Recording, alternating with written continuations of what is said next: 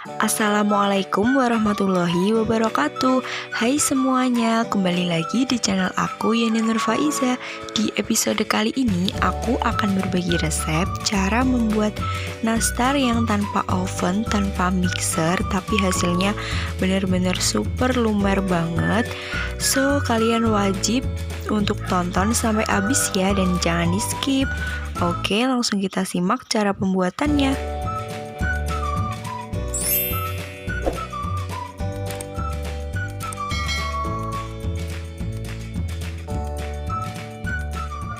Nah, untuk bahan pertama yang kita perlukan adalah 200 gram margarin, lalu 60 gram gula halus, setengah sendok teh garam, 2 butir kuning telur, 250 gram tepung terigu, 1 saset susu bubuk, dan yang terakhir 60 gram tepung maizena. Untuk resep lebih lengkapnya bisa kalian screenshot ya.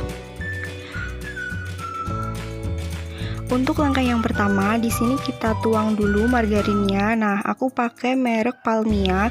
Soalnya aku cari yang Blue Band Cake and Cookie itu lagi kosong semua, jadi aku pakai merek seadanya. Lalu ini kita tambahkan juga gula halusnya 60 gram, itu setara dengan 6 sendok makan ya teman-teman.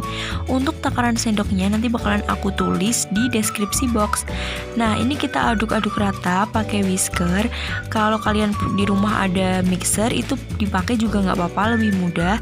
Tapi karena judulnya ini tanpa mixer, jadi aku bakalan buktiin meskipun cuma pakai whisker tapi kita udah bisa buat kue kering yang enak banget loh. Ini kita aduk-aduk rata sampai dia itu teksturnya jadi creamy gitu dan warnanya itu berubah agak sedikit pucat. Memang untuk pertama-tama itu agak susah karena dia tuh bakalan menggumpal, tapi lama-lama dia juga akan kayak mencair sendiri gitu loh. Pokoknya semangat terus ngaduknya. Untuk nge-mixnya ini kurang lebih antara 5-7 menit. Nah, oke, kurang lebih teksturnya akan seperti ini ya teman-teman. Jika sudah seperti ini, bisa kita tambahkan kuning telurnya. Di sini aku pakai 1 butir kuning telur aja, tapi yang ukuran lumayan besar telurnya. Ini kita aduk-aduk rata, dan setelah semuanya tercampur, bisa kita tambahkan tepung terigunya. Nah, di sini aku bakal tambahinnya itu sedikit-sedikit. Jadi segini dulu, dan kita tambahkan juga tepung maizenanya.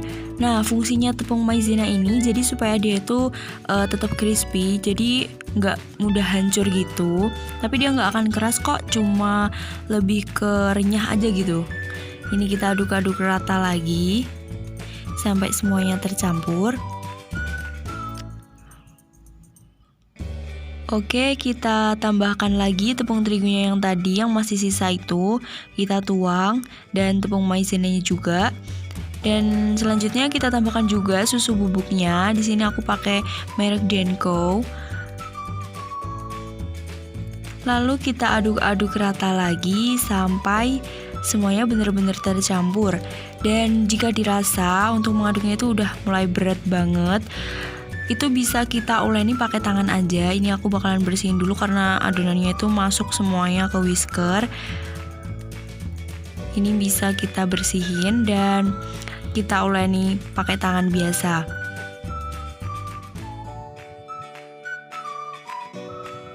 Oke, dan di sini aku udah pakai sarung tangan dan aku bakalan uleni ini semuanya sampai kalis, sampai nggak ada adonan yang menempel di baskomnya. Oke, sambil kalian nonton video ini, buat kalian yang belum subscribe, boleh dong subscribe sekarang juga dan aktifin tombol loncengnya supaya kalian gak akan ketinggalan ketika aku nge-share resep lainnya.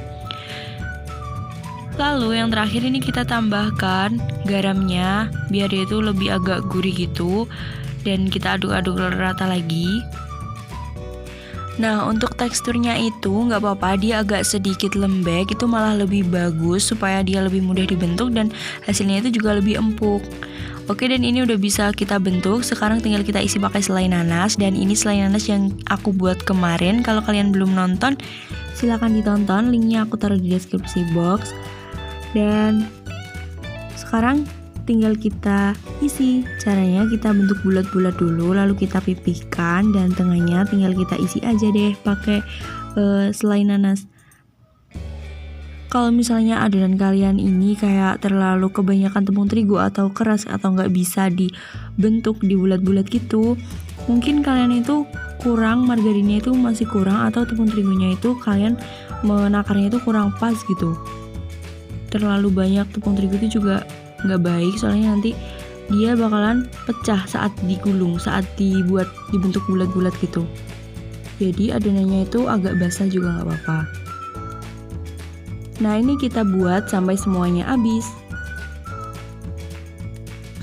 Oke, di sini aku udah selesai untuk bulat-bulatnya, dan sekarang tinggal kita panggang aja. Dan rahasianya di sini sama kayak yang kemarin aku buat pizza itu, pizza teflon. Caranya pakai sarangan, tapi sebelumnya sarangannya ini kita olesi dulu pakai margarin biar nanti tuh nggak lengket sampai semuanya rata. Dan setelah itu bisa kita susun nastarnya. Ini kita taruh dan kita beri jarak supaya nanti dia nggak menempel antara satu sama lain. Jadi kayak ada jaraknya gitu ya. Kita susun semuanya sampai penuh. Dan setelah ini kita langsung taruh di atas teflon, dan teflonnya itu nggak perlu kalian kasih air, udah biarin gini aja. Dan jangan takut gosong karena di atas tungkunya itu nggak langsung kita taruh teflon, tapi kita kasih sarangan lagi, baru di atasnya itu kita taruh teflonnya.